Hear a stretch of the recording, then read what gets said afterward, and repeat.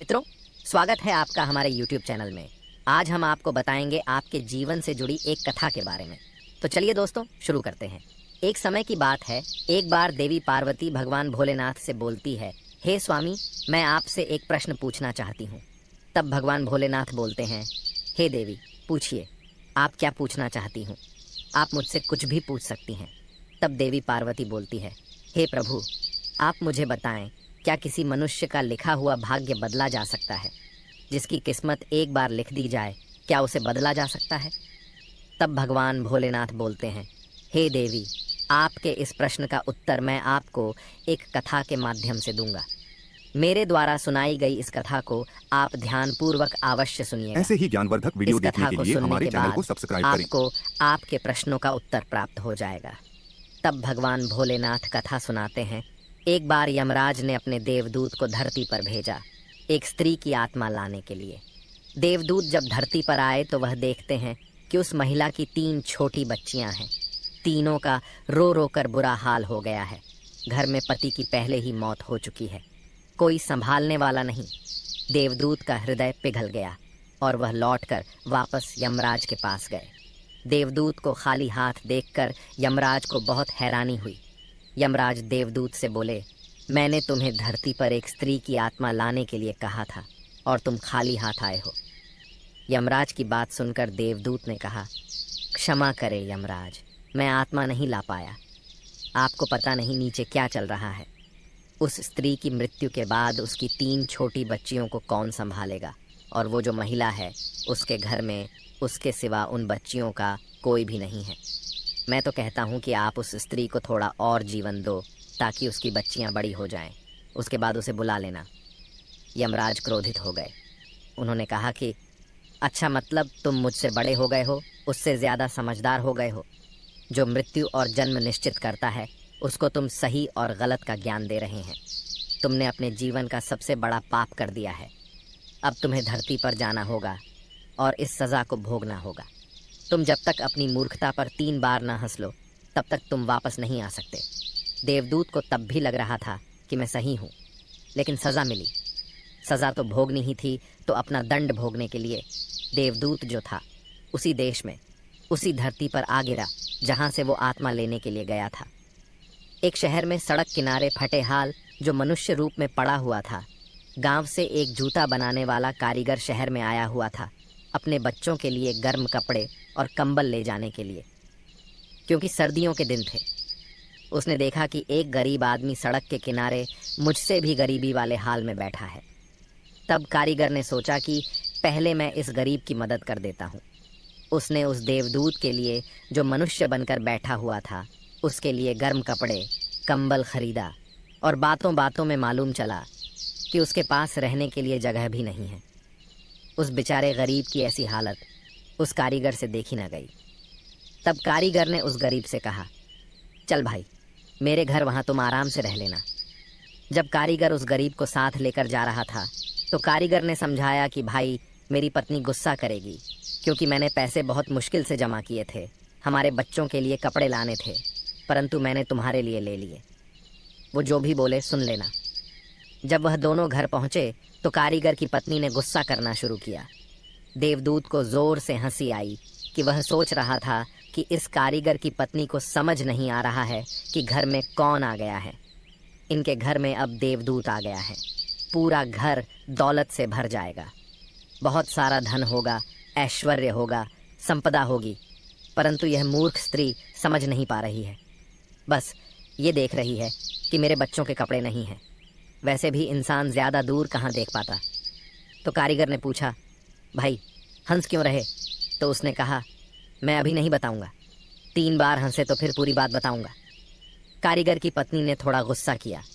उसके बाद वह दूत वहीं रहने लग गया। देवदूत जो काम कारीगर कर रहा था, जूता बनाने का देवदूत ने करना शुरू किया और इतना कमाल का काम करना शुरू किया कि पूरे देश में उसकी बातें फैल गईं। यहाँ तक कि उस देश के सम्राट के जूते भी वहीं से बनने लगे। एक दिन सम्राट का आदमी आया। उसके पास बहुत थोड़ा सा चमड़ा था। उसने कहा कि भाई, ये बहुत ही कीमती चमड़ा है, इससे सम्राट के लिए जूते बनाने हैं, ध्यान रखना, जूते बनाने हैं, चप्पल नहीं बनानी है। क्योंकि उस देश की प्रथा थी कि चप्पल तब पहनाई जाती थी जब इंसान की मृत्यु हो जाए। चप्पल पहना करके उसे मरघट तक ले जाते थे। उसने कहा, भाई ध्यान रखना, जूते बनाना, चप्पल नहीं बनानी। ऐसे ही ज्ञानवर्धक चमड़ा वीडियो बहुत देखने कम के है। लिए हमारे चैनल को देवदूत सब्सक्राइब को करें। सब पता था। उसने चप्पल बना दी। जब देवदूत ने जूते की जगह चप्पल बना दी तो यह देखकर कारीगर की बहुत गुस्सा आया। उसने कहा, तुझे एक बार में बात समझ नहीं आई थी। जूते बनाने थे, परंतु तुमने चप्पल बना दी। इतनी बड़ी गलती तुमने कैसे कर दी? अब इस गलती की सज़ा तुम्हें ज़रूर मिलेगी। इतना ही चमड़ा बचा था तो चप्पल क्यों बना दी? इतना कहकर कारीगर ने लकड़ी उठाई और उसे मारने लगा।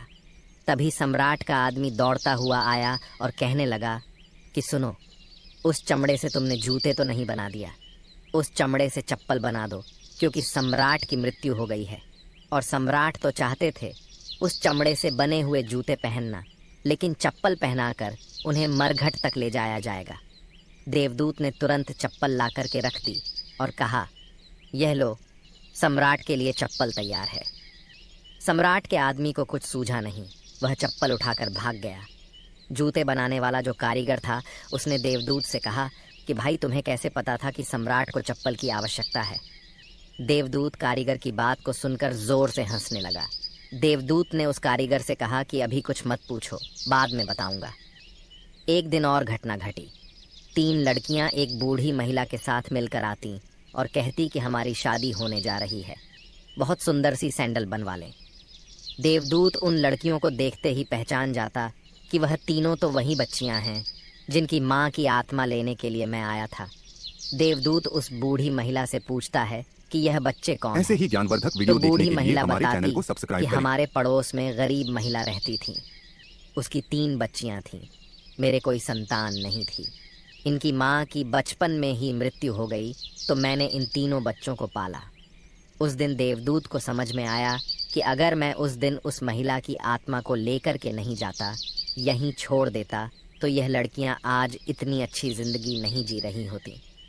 इन तीनों बच्चियों का जो भाग्य था पहले ही लिख दिया गया था। इन्हें किसी अमीर घर में पलना था, धन ऐश्वर्य संपदा के साथ पलना था। अमीर घर में इनकी शादी होने वाली है। इनका जीवन ऐश्वर्य से संपन्न हो गया और इन्हें माँ का प्यार भी मिला, एक ऐसी महिला के रूप में जो कि बहुत करुणामयी है। उस दिन देवदूत तीसरी बार हंसा, जोर जोर से हंसा, और जूते बनाने वाले कारीगर ने पूछा कि भाई अब तो बता दे। तब देवदूत ने पूरी बात समझाई और कहा कि मैं अपना दंड भोग रहा था। मुझे आज समझ में आ गया कि जो ऊपर वाले का खेल है उससे बेहतर कोई जानता नहीं है। इसीलिए क्या होगा, कैसे होगा, अच्छा होगा, बुरा होगा, सौभाग्य होगा, दुर्भाग्य होगा, ये सब सोचना बंद कीजिए और अपने जीवन को जीना शुरू कीजिए। हे पार्वती। इतना कहकर वह देवदूत यमलोक वापस चला जाता है। इस कथा से यह पता चलता है कि भाग्य का लिखा कोई बदल नहीं सकता। जिसके भाग्य में, किस्मत में सुख है तो उसे सुखी जीवन मिलके ही रहेगा। हे पार्वती, इस कथा को सुनकर तुम्हें तुम्हारे प्रश्न का उत्तर अवश्य ही प्राप्त हो गया होगा। तब देवी पार्वती बोलती है, हे स्वामी, मुझे मेरे प्रश्न का उत्तर प्राप्त हो गया है। दोस्तों, उम्मीद करते हैं आपको हमारी आज की यह जानकारी अवश्य ही पसंद आई होगी। यदि वीडियो पसंद आई हो तो वीडियो को लाइक, चैनल को सब्सक्राइब करना ऐसे ही ना भूलें। ज्ञानवर्धक वीडियो देखने के मिलते लिए हैं हमारे चैनल को अगली सब्सक्राइब वीडियो में करें। एक नई जानकारी के साथ।